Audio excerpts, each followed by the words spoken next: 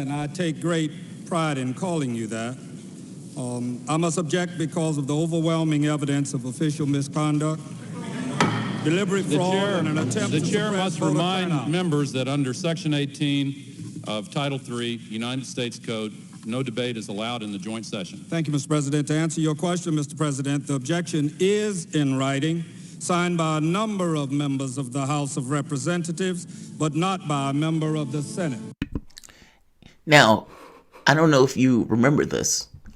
Age makes you weaker at times. However, from the standpoint conceptually, there are all sorts of things that you get the benefit and the luxury of by being alive for a period of time. I just so happened was alive during this time. This was Al Gore, Bush v. Gore. Now, in Bush v. Gore, you had the situation where Gore, it's called for Gore, Florida. And Gore thinks he won for a bit. And then it changes. And it goes to Bush. Now, Bush's brother, Jeb, at the time, I know you see him as low energy Jeb. It was like, they're kicking me out. That guy, that clown, was in charge of Florida at the time. And it just so happened that the vote shifted to Bush. Now, the wild part about this race, all sorts of things were strange about this race. They made it look as if Gore, his intelligence, was looking down on Bush, which was the most bizarre thing in the world. Like, at certain debates, it was like Gore came out, they say he was smug, or they say he looked like he was wearing makeup and all this other stuff. And the other guy was incompetent, but the incompetence mattered less because Gore was too smart for his own good. That's fucking obscene stuff. It was really bizarre. Nevertheless, Gore, Florida, gets called for Bush. The Supreme Court gets involved. You have hanging chads. You have all of the stuff. The Supreme Court gives it to Bush and says, this ruling can't be used for anything else. More importantly about that, though, right here in Congress, you had all of these African Americans come up saying, our constituents were disenfranchised. Our constituents, by the tune of hundreds of thousands, weren't able to vote. They were stopping us from voting. They were preventing us from voting. They were doing things that was making it difficult for certain constituencies to vote, those being Democratic constituencies. Many of them will come up and say it. The person who was gaveling them down was Al Gore. Al Gore. And what he just said, joint session, and this gentleman, I can't find one senator. Because ultimately, in order for this to be a legal challenge, the amount of challenge, you needed a senator. Just one. One would have did it. And not one spineless Democratic senator would do it. Because fact of the matter is, for Democrats, even now, the integrity of the electoral system is paramount. And they would rather lose, be it John Kerry, be it Al Gore, as opposed to do anything to impeach the integrity of that system. Across impeaching that is anarchy. Understand what I mean? If you have the situation where you have your society not knowing who actually won a race, the entire legitimacy of our system of representative government is built on this notion that this particular individual was elected because all of these people, more than the other group, conferred their approval of him. And that beam of legitimacy is the thing that allows that person to be in office. If you have a situation where a large group, says, I don't believe that guy won, you have problems. And so this notion of hitting the electoral process in a way that undermines its legitimacy is something that Democrats, and typically Republicans even, don't typically do. Even if they think the other guy cheated, they don't tend to do it. It's frowned upon greatly, even by media. Do you remember Jeff Weaver was having a conversation? Jeff Weaver was talking about being cheated, and the newswoman was like, hey, don't you think that it's problematic with you impeaching the integrity of the American electoral system? Missing the point that if indeed cheating had taken place, then the issue is not the appearance of impropriety, it's the impropriety. But again, the appearance matters greatly. Gore gavelled them down. No, he didn't get a senator. And Bush wins the election. Goes down in history, right? Iraq War, the spying, et cetera, et cetera, et cetera. 1,000 different vagaries of that administration, not to mention the tax cuts. So now you have this election, and you have Donald Trump. And I got to be honest, this has been somewhat of a clown car. The notion that Sidney Powell is putting out, and Trump may want to act like the woman with the skinny legs wasn't his, but she was working on his team arm in arm with Rudy Giuliani, giving those press briefings. And for her to say, Brian, I mean, this is the lunacy of it. The moment that you say governor of Georgia, Brian Kemp, Trump supporter, is working with Hugo Chavez, the ghost of Hugo Chavez, Nicolas Maduro, with the blessing of communist Cuba and the communist government of China, giving a winking approval to it. And that all of them got together with Dominion in order to topple the election for Joe Biden because the communists love Joe Biden. He's such a communist. I mean, come on. This is ludicrous on so many ways. Even if you want to make the argument to me that there needs to be more transparency in our elections, agreed. Even if you want to make the argument to me that recounts and those things, there needs to be paper ballots, I agree with all that stuff. The problem is that Donald Trump, he's supposedly a billionaire, and with all of the lawyers at his disposal, he goes into court and needs to be able to show it. It is not enough for him to assert it. Donald Trump lies as easily as he breathes. He needs to show it. And asserting it is in and of itself not enough. Well, he's been screaming about fraud. He had that 46-minute, I don't know what you call it, narcissistic, pity party, just petulance on a grand scale. 46 minutes yesterday. But you need to show that in a court of law in a way that people can piecemeal it and come to some conclusion that goes beyond just lies. He hasn't been able to do that. And because he hasn't been able to do that, Joe Biden is going to be president, barring some astonishing act. Well, Mo Brooks, representative, Alabama, is trying to help Trump with that astonishing act. And Mo Brooks has basically said he is going to contest the Electoral College that takes place on January 6th in their certification of results for one Joe Biden. Now, Mo Brooks is going to have somewhat of the same hurdle on getting senatorial assistance with this. And he's going to have people other than himself willing to set themselves on fire for Donald Trump. I want to talk about it. And I want to give you his comments explaining this because his comments are utterly astonishing. I did this morning for the monologue, but you guys weren't able to hear it because I wasn't able to get the computer on. But Mo Brooks and his commentary about why he's doing this and why this needs to be done in Congress, astonishing. Mo Brooks, Mo Problems, moronic argument. Welcome to the Soapbox.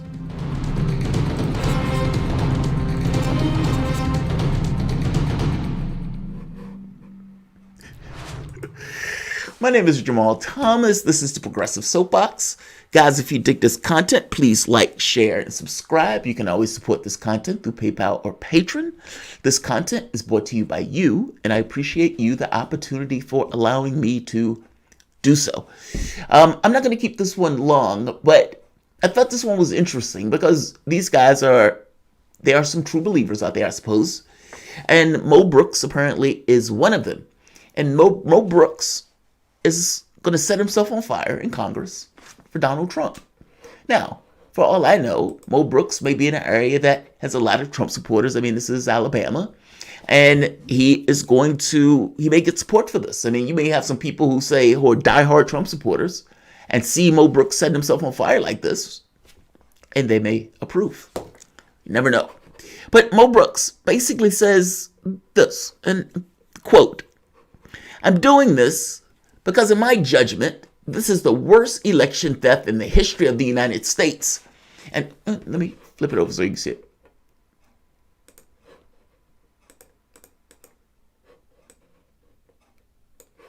That's still not all that large. There we are.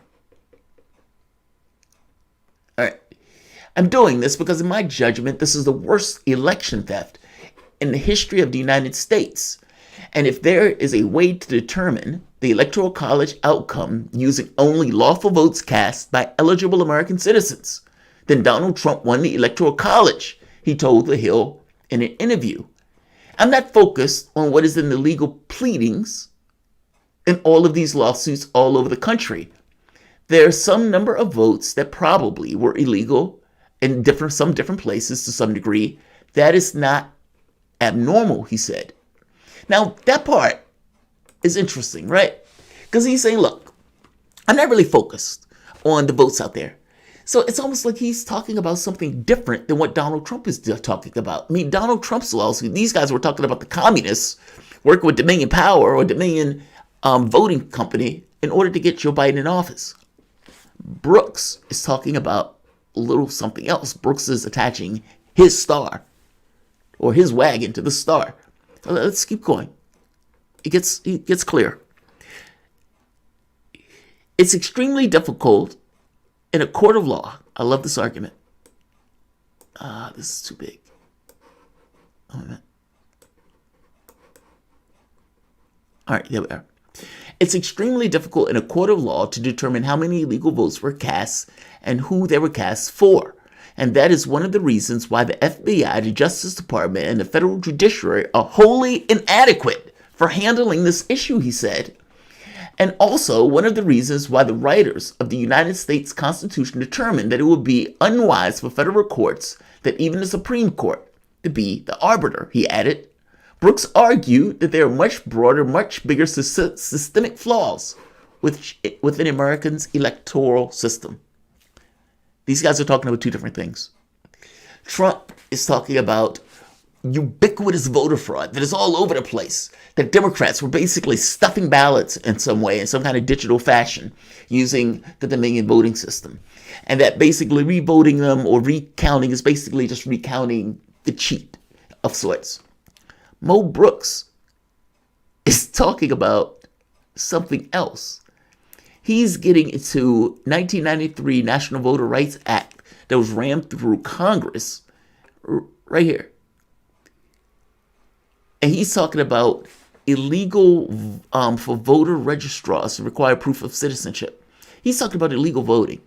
Trump is talking about vote stuffing of sorts. They're talking about different things, even though he's attaching himself to this. However, despite these guys talking about somewhat different things, he is going to go into Congress and he is going to basically try to petition to dispute the results.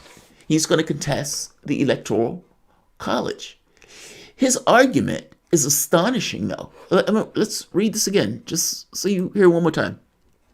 It is extremely difficult in a court of law to determine how many illegal votes were cast and who they were cast for. And that is one of the reasons why the FBI, the Justice Department, and the federal judiciary are wholly inadequate for handling this issue. So you're telling me that the investigative functions, the bodies, the institutions in our country, be it the FBI or the courts, that are there literally to discern what's true. Because after all, if you're talking about a case, ultimately the judge, the jury, these guys are trying to figure out what's more likely true than not in order to come to some kind of conclusion. You're telling me that the investigative institutions are inadequate to perform an investigation. That investigation being whether or not what you're putting out and saying is true, whether or not there was ubiquitous fraud, whether or not the things that you're bringing and throwing into the American public as chum, whether or not that stuff has legs. After all, when the Mueller investigation ended up in the courts, what happened? Trump started using the Mueller investigation for his own reasons in the court system, and Democrats didn't want him to be able to use it. Because at the end of the day, the judge is trying to figure out what's true, and he realized that the stuff that Mueller was coming up with wasn't necessarily there. Let's say held Democrats in the best of lights. Trump realized it did. I'm making a point that the court system, its job was to figure out what was more true than not. And if it could do it then, piecing together all of that stuff from Mueller, and if Trump could rely on it then, why isn't it good enough now? Why isn't it good enough now? No. What's true is that he wants political actors getting involved in this. He wants the political casting of naming and determining the definition of words. So for him, Trump won this if, quote unquote, every eligible voter gets read. Who's an eligible voter? Emphasis around the word eligible. Mo Brooks can tell us. And if Mo Brooks tells us who's the eligible voter, of course, Donald Trump is going to win. It's ludicrous to believe that trying to discern what's true is better in political circles as opposed to a court. Whatever the vagaries and the failings of court systems in general, and it's not so much that they're perfect, but most things aren't necessarily perfect. It's more so, which one would I trust more so?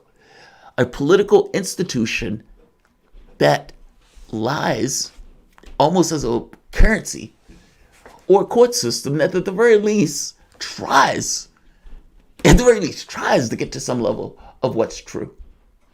No, Mo Brooks, I would put forth, doesn't want the court system to do it because the court system is not going to come away with a verdict that is within line with Mo Brooks's ideology and wants, especially this notion of Donald Trump winning. Let's keep going. There's a little bit more to this. Well, right here. And also, that's the reason, right. Number one is the 1993 National Voter Rights Act that was rammed through Congress by a Democratic House and Democratic Senate and signed by a president over the objection of Republican congressmen and Republican senators. He said, the chief evil in that legislation that it makes it illegal for voter registrars to require proof of citizenship before allowing someone to register to vote. So that in and of itself opens the floodgates for illegal aliens and other non-citizens and registrars to vote. That's kind of what I'm getting at. They're talking about two different things. Trump is talking about ubiquitous voter fraud or voter ballot stuffing of sorts, that these digital machines were adding in names or making votes or doing this stuff automatically, almost through this kind of digital wizardry. Mo Brooks is hitching his wagon to this, but he's talking about aliens, illegal aliens, quote unquote, voting in the election. People from other countries coming here and diving into our electoral system and voting and putting their names into the mix. His point is that Trump lost because there were so many ubiquitous illegal voters. They're talking about two different things. But regardless of what they're talking about in two different things, the argument for it is utterly ludicrous. The political space is not necessarily the space if you're looking for some level of truth or honesty. And you can make a case that the court systems in our country, or in any other country for the most part, have their weaknesses. That is very true. But if you're doing a comparison, and if you're saying which one gets me a little bit closer to what's more likely to be objectively true, the courts, that at the very least have a bias towards that, or the political space, that have a bias towards their own narcissistic wants. Now, the court system is a better place for it. The catch here is, does it have legs? Meaning Mo Brooks can say whatever he wants. Mo Brooks can speak. Mo Brooks can say whatever Mo Brooks wants. The catch becomes, is Mo Brooks going to get gavelled down like those Democrats there? So here's the catch. Mo Brooks confirmed his plans in a phone interview, adding, this is Politico, adding that he's still considering objecting to the vote counting process even if no one joins him, though he is acknowledging that there will be more of a symbolic protest. Brooks, echoing President Trump's baseless claims of voter fraud without providing evidence, argued that this election was badly flawed and that most mail-in voting is, quote, unconstitutional, unquote, something that is just flat, false. This gets to the whole thing about the political space. Narcissistic whims. Words mean what they want them to mean. What is a terrorist? Is it a terrorist or freedom fighter? Kind of depends on who you're talking to, right? If you're talking to somebody in the U.S., anybody that's not us is a terrorist, especially from the standpoint of combat. Even we've gotten to a point of even calling other nations' soldiers terrorists. Like, that's how bad that has gotten. The point I'm making here is his argument of eligible voter, his wording is deceptive. And that's kind of the problem with this. Leave it up to Mo Brooks, and the eligible voters are the ones that voted for Trump. But Brooks, remember right here, said he had indirect communication, quote unquote, with some senators about potentially joining forces, though he's declining to elaborate further. He also said he's discussed a procedural maneuver with members of the GOP leadership, but they gave a neither thumbs up nor thumbs down, Brooks added. Look, I've said it before. A lot of Republicans don't like Trump. Trump doesn't have the institutional, let's say, gravitas, where these guys are buddy-buddy like that. I don't think it works that way with Trump. I think ultimately you have a large number of people in the population that support him. I mean, Trump upped his tally in the vote by, 10 million more votes. And I still say, if it wasn't for the mail-in voting, Trump might have won. Even with everything else, with the number of people dead and everything else, Trump still might have won if it wasn't for the mail-in voting. So, there's that part. But when you have that much support, even if Trump is on his way out, those people are going to remember if you fucked him over. So many of the Republicans, regardless of whether they like him or not, regardless of whether they look down on him or not, they're going to have to, at the very least, either stand mouth shut to not necessarily say anything that overtly hurts their opportunities by people later on that remember the things that they said or them pushing Trump out. Mitt Romney can do it. Yes, because Mitt Romney doesn't depend on people who vote for Trump as his voter base. Some of the other ones will have a harder time, especially if they're going to remain in Congress as Trump leaves and goes away. Trump still may end up being a political force even after he leaves office. Again, he got 10 million more votes. So this wasn't a situation like he weakened. He seemed to strengthen. If he's going to still be making commentary, if he's still going to be using Twitter, if he's still going to be talking in a political space, if he starts some kind of TV network or whatever else, he will be a political force. And if he remains a political force, and if he takes shots at various people and he gets his supporters to believe that this guy doesn't live up to some standard or that guy doesn't live up to some standard, yeah, they're going to keep their mouth shut. Whether they like him or not, from their standpoint, it is against their political interests for them to say anything about it. And so they will stay mum. For them, staying mum is the strongest condemnation they can make. And so I have a hard time believing this guy's going to end up with a bunch of senators backing him, since, again, I don't believe many of those senators like Trump. But we'll see. Who knows? Stranger things have occurred. And you may have, I don't know. We'll see. We'll see. I'm skeptical, but we'll see. Who knows? Not one Democrat wanted to put themselves on the line for Al Gore. And despite basically begging for every black vote they could get their hands on, they weren't necessarily willing to stand up for those black voters. That seems to be a repetitive pattern with the Democratic Party. And at some point, blacks need to realize it and walk. Don't go to the Republican Party. God knows. But definitely, you don't need to stay where you are. Like, share, and of course, subscribe. Thanks all. By the way, make sure you guys are subscribed. Hit that like button. Hit that subscribe button. Only hit the like button if you like the content. But definitely hit the subscribe button to make sure that you're subscribed. I think Google is doing something dicey with this channel. Thanks all. I'll see you guys in a few. Bye-bye.